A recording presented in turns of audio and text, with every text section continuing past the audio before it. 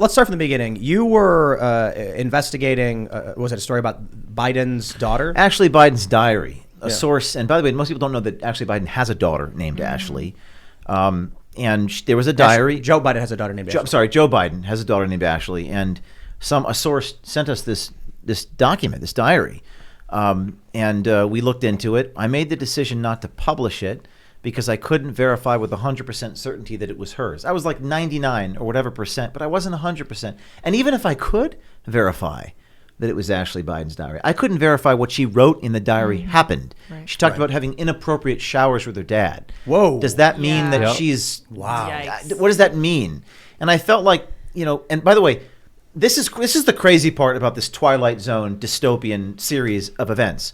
Someone sends me something, I try to corroborate it, I'm unable to, and I say, well, let me try to give this back to her. She wouldn't take it, so I give it to law enforcement. What more could a responsible, ethical journalist, let alone human being, do? And that's the scary part. What ought I have done? Yeah. What should I have done? But then they raid me.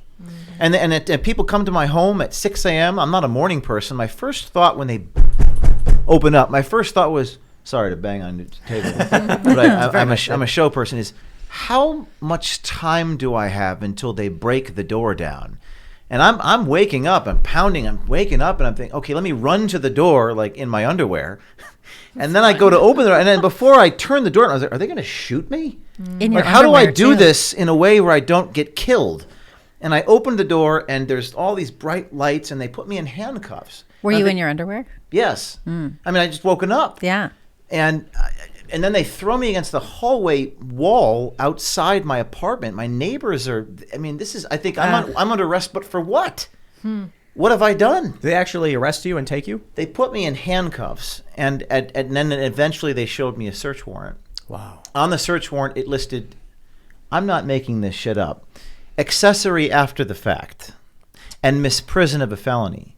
Accessory after the fact. These are they haven't been charged with anything, but these are absurd insinuations of a crime. Again, if it's a crime to be sent a document which may or may not be stolen, then you might as well jail all the journalists in America. So there was a theory, James, what was happening here. I mean, obviously you made the right moves. You went to the authorities. You weren't sure, so you didn't publish. You did everything right here, but they still decided to raid you. And people are theorizing that they did this because there could have been federal agents that were the ones that originally sent you this diary to kind of set you up to get an excuse to get into your electronic devices because they knew potentially someone else was reaching out to you for a bigger story that they needed to stop. That's one of the theories out there. Do you think that's true? Because every step of the way here, the feds acted incorrectly. I don't want to speculate. I don't want to. That is a theory. Is it a pretext? Is it a form of intimidation? I mean, even the New York Times reporter Mike Schmidt was like stumbling and bumbling and fumbling on MSNBC when asked, well, what did they really raid the home if it wasn't actually Biden's? A diary? A diary? Well, so it's just so crazy. There's no answers. Does that authenticate the diary then? I would think so. And that then implicates, well, then you've got witness corroboration if the diary is true about inappropriate behaviors with children from President Joe Biden. It wouldn't be the first time there have been these insinuations. I've seen the videos. Either. The persistent sniffing. James, I do want to say that I think you made the right decision in passing up on the contents of the diary when you were originally in possession of it. What I tell young journalists and new journalists is that if you cannot 100% verify something, you don't report it out. Correct. Even on that 1% of doubt, and that means often you miss out on scoops that end up being accurate that other people pick up, and it's unfortunate and it's disappointing when that happens. But I wish the New York Times had your standards. I wish CNN and MSNBC, because they'll just say like, source says. I love when they'll say like a source close to Donald Trump's. People familiar with the matter. People familiar with Trump's thinking have said he wants to beat children or some insane nonsense. The New York Times, Andy, the New York Times did a story about they published the attorney-client memos, and a judge in New York has done the extraordinary act of telling them to sequester those attorney-client memos. And the New York Times wrote a headline that said, "Documents show how far deceptive reporting practices could go before running afoul of federal laws." Do you know another way to say that? we check with lawyers to make sure everything we were doing was legal. But you see love how that. they worded it? It's not so much that they lie, it's that they use this sort of, you have to like twist the newspaper article a little bit to know what they're saying. They don't say what's false, they omit.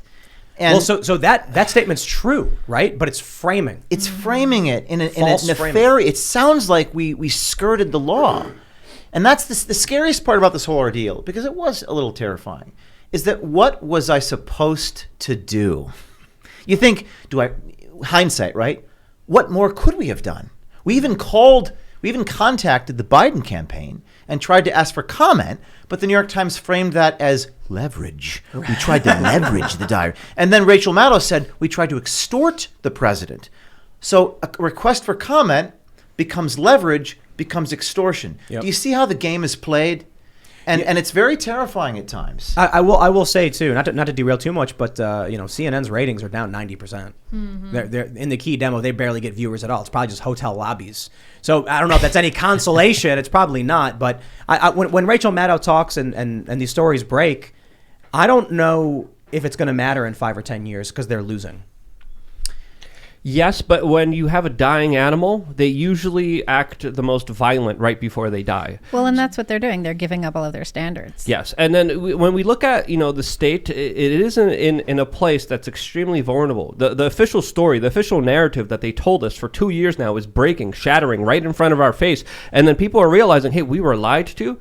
Throughout recorded human history, whenever there's pandemics, usually it leads to civil unrest. So there's a big probability that this is going to happen here, and I think they're trying to hit the mole with the hammer as much as they can. There's a lot of moles popping up, but I think there's a lot of anger by the state. Within minutes, the handcuffs were still, my wrists were still sore.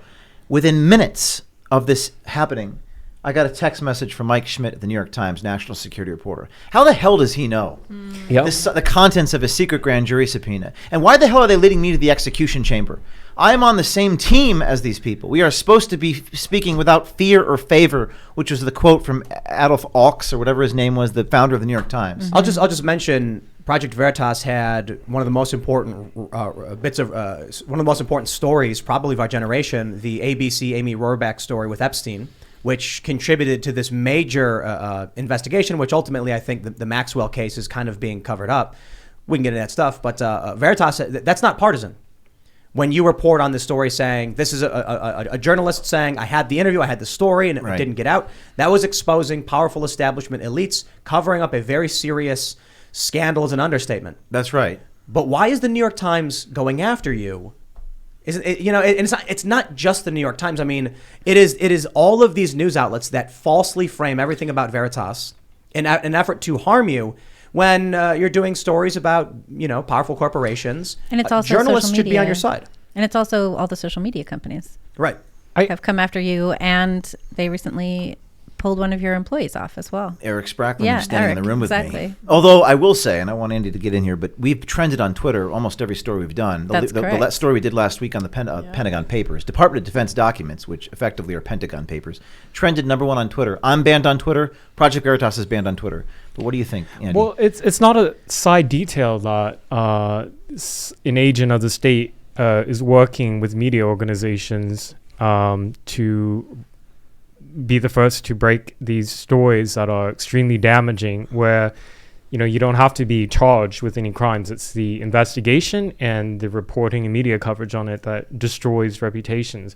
And what happened to James here with how while he still had marks on his hand from the handcuffs, that he's getting requests from the press for comment when nobody else knows about it. Obviously, agents of the state is working with the journalists and leaking information. Similarly, when Roger Stone was arrested and CNN had been tipped off with the helicopter, I think I just say, when you look at despotic regimes and tin pot democracies, like these are like characteristics of it. No, go ahead. I mean, this is disturbing, and it surprises me that so much of the American public just kind of shrug their shoulders and praise these media organizations when. I mean, I'm thinking right now, with the state, colluding with these big media companies to cover up malfeasance and corruption. it sounds fascistic, and I just wish there was maybe some organization, maybe that was called like something opposed to fascism, like no fascism, or maybe anti-fascism. We'll call it Antifa for short, and they would stand up to this kind of collusion between state and massive, powerful private enterprise. Yeah, where's that at? Where is the actual? And I know, obviously, we know what Antifa is, but I'm like, where's the actual opposition from activists to say, this is a bad thing? Now, that being said, I will stress, James, you did get defended by some of these institutions like the ACLU. I did. Because they crossed the line so far. Yeah. Even the ACLU was like, well, I guess we have to say something. One of the things that I hate to put it in left-right terms because increasingly this seems to be about good versus evil. And I don't necessarily think those lines are clear, but the left tends to overplay their hand. They tend to take it too far, and it ends up biting them in the ass. That was a beautiful moment when Ben Smith at the New York Times, and if Ben is watching this, Ben Smith, media columnist, New York Times, defended me. He was the first person. This was a few days afterwards, and he says, journalists should not be cheerleading this. If you look at that tweet, he got ratioed hardcore. No, put that O'Keefe in jail. Yep. They don't care. They just want to jail their, and people who say lock her up and all that. Like, I feel like, are we so Manichaean that we need to jail people who disagree with us? No. But Ben defended me. And after Ben did, he gave all these other people the permission to do so. ACLU, Society, all these organizations. And by the way, Ben Smith is leaving the New York Times. Why is he doing that? Great question. And I can also report to you that there's kind of a schism inside the New York Times. Well, it's not the first time. I mean, the major schism happened when Tom Cotton's op-ed ran, and it destroyed the op-ed section of the New York Times. Barry Weiss left. That's right. The whole newsroom got shaken up. That was an insane thing that happened, that Tom Cotton saying that the federal government should intervene in cities and deal with the civil unrest that was happening. It broke the New York Times. It broke the New York Times. And the editorial page editor, whose name escapes me, one we released on a deposition tape. James Bennett. James Bennett. I have a posse. I have my entourage here. We always travel with an entourage at Project Veritas. James Bennett was actually a pretty moderate guy. Yeah, he wasn't, And they made him out to be a devil. So I can report to you, because I have sources. Anonymous sources? Well, people I've covertly recorded I haven't released yet, who have told me there is a schism there. But, Tim, that was a beautiful moment in my life, watching people who hate us. I think there still is some principle. There still is some overlap between the left and right in our society. I think it's probably a bit reductive or maybe simplistic, but there's two big camps when it comes to whatever's going on with the establishment. People who are willfully lying and manipulative for power, and people who are blindly going along and maybe just scared. So there's probably a lot of people who saw what happened with the New York Times and Tom Cotton's op-ed, and they're like, I just want to get through this. The problem I have with these people, it was Clifton Duncan tweeted something, I'm probably going to screw it up, but he said that he's less concerned about those that are overtly engaged in malfeasance and evil, and he's more concerned about those who know what's going on but won't speak up. I saw that too. I thought that was really fascinating and made a lot of sense. He's right. Well, the New York Times are also being kind of eaten up by hedge funds and the people who truly own them. I think this is why Jeff Bezos bought the Washington Times, because Washington Post, excuse me, because people are understanding this quote by Lord Northcliffe when he said, quote, "News is what somebody somewhere wants to suppress. All the rest is advertising." These people are buying advertising. They're buying PR. They're buying favors for themselves, literally trying to brainwash the American public so their agenda, their narrative will pass and clear. No matter how absurd, they still push these ideas because these ideas are way more important than even the money that they put into these institutions that they're losing. What's so fascinating about that, though, is so we're at the Postmillennial. I kind of think of us as the antidote to fear, right? We're not corporate. We're a small outlet. Andy and I run stories there all the time. And what's really interesting is that we're getting attacked. We get attacked by these activists who are saying that we are aligned with specific interests, and we're not. They're defending the big outlets, the big corporate media outlets that are aligned with specific interests. And here we are just like, covering news stories, covering what we think is interesting, trying to get the truth out there. And they attack us for doing that. Well, Jeff Bezos bought the Washington Post in 2013. And after Google and Facebook snatched up most of these advertising models, hedge funds like Alden Global Capital, everything's been consolidated. Newspapers are gone. Investigative journalism is gone. ABC News cut their whole investigative bureau. And Jeff Bezos, in an extraordinary admission, of the power of narrative amplified through big tech through his ownership of the Washington Post said, quote, on a Medium post, "My ownership of the Post is something I will be most proud of when I'm 90 and reviewing my life." Not his Dr. Evil rocket ship company, not his not his Amazon company. No, his ownership of the Washington Post is his biggest achievement. And I found that really a amazing insight into the power of narrative. I think the Washington Post and the New York Times, I may be giving them too much credit, are more powerful than all three branches of government because government speaks through them. Big tech prefers them in their algorithms. Big tech doesn't do any journalism. They just prefer, what do you think? Wait, did Bezos say that before he became a spaceman? Yes. With his wiener rocket? He's Yeah. not proud of his wiener rocket? Yeah. I mean, So that's although he was surprising. formulating that. But just Right. one extra point here. It's not just hedge funds. It's not just Jeff Bezos. It's also Bill Gates that donates hundreds of millions of dollars to the corporate media. They don't need donations, but they willingly take it. And with that money, of course, comes the narrative that they push. If you're one of the higher ups of these companies, and I've seen this firsthand, and you're looking at your bottom line, you don't care about the politics of the individual person writing stories. You just don't want to lose money. The guys who run the businesses don't care about news. When I was at that ABC News company, that ABC Fusion, their attitude at the higher level was, what are we going to get clicks on? So hire the people who write about the things you think will get clicks. The marketing guys then said, we got to do woke stuff. That's the way forward. Okay, then hire young woke people and tell them to write about what they care about. They didn't care if it was real. They didn't care. I was told, side with the audience, they said. Mm-hmm. Side with the audience. That means if there is a news story that is factual but would be offensive to the audience, we don't cover it. That's the modern, like I mentioned with the New York Times, or I should say, to quote, I think it was Batya Ungar Sargon, that the New York Times has found their audience. They've said, screw everybody else, and that's what they're going for. But that's what almost every organization does, especially right now. I don't care who they are. 90% of all media outlets are like, we've got an audience and we're going to cater to that audience. And that's the inverse of what they ought to be doing. Right. There was a journalist named Clarence Jones, and he wrote about journalism, that journalistic publishers need to be like bosses with balls. They need to have integrity. At Veritas, we're a nonprofit. People say, what's your business model? We have 800,000 people give us money, sometimes $1, sometimes $10,000. But we choose the hardest stories, and we don't settle lawsuits because... And this is the real crux of this book, American Muckraker: secrecy, transparency. We don't settle lawsuits, Tim, because I don't fear people inspecting my operation. Please do depose me. I like being deposed. They don't like being deposed. Right. Because when they enter a discovery process of litigation, you can see all the lies under oath. Did you guys know that Donald Trump at his rally in Arizona banned FJB icons and merchandise and shirts and all that stuff? Really? And Yep. I got no problem. We have that on Timcast.com. We have a full report where the security guys telling people to take their shirts off, take their hats off. So people will say that, this show or me, we're Trump supporters or right wing. I think the SPLC was like, Tim Pool is a right wing, something or other who supports Trump. And I'm like, no, I just don't lie about him.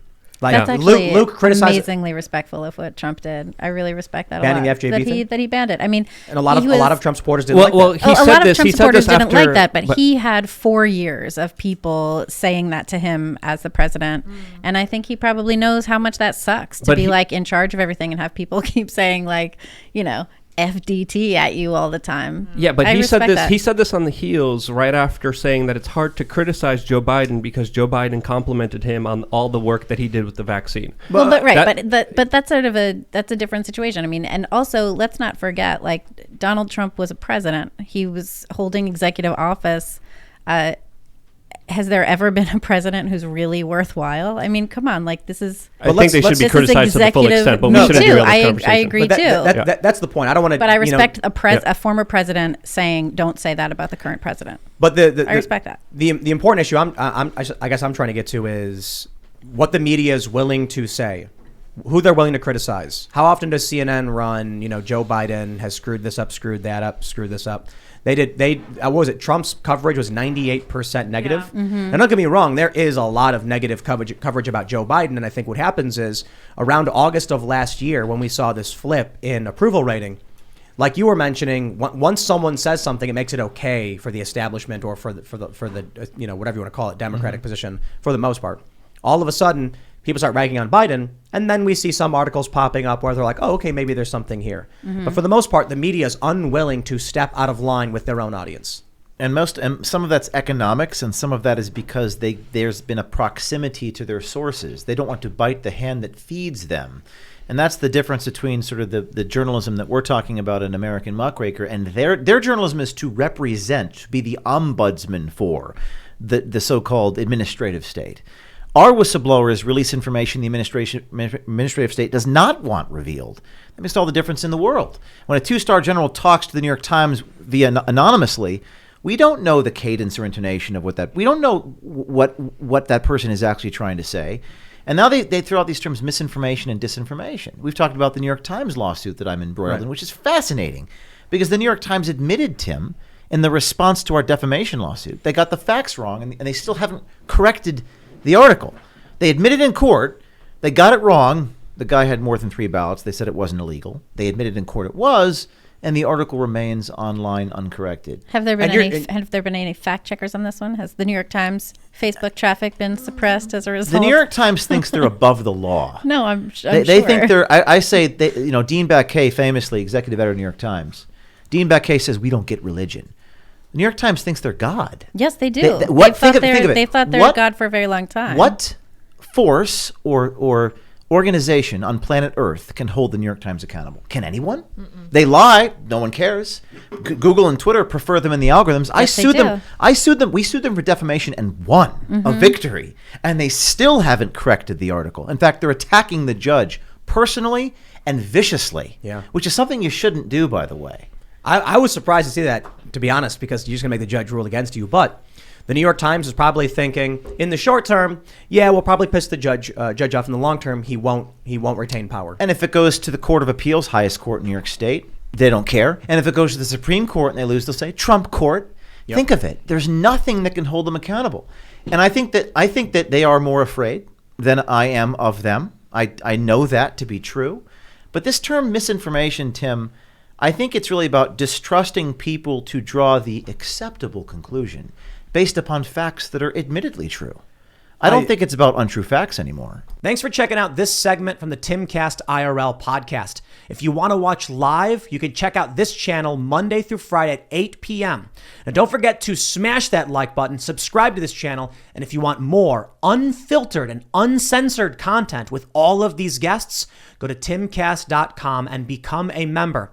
All of these guests you know and love in exclusive segments on our website where we are unrestricted in what we talk about, so you'll definitely not want to miss it. Thanks for hanging out. We'll see you all next time.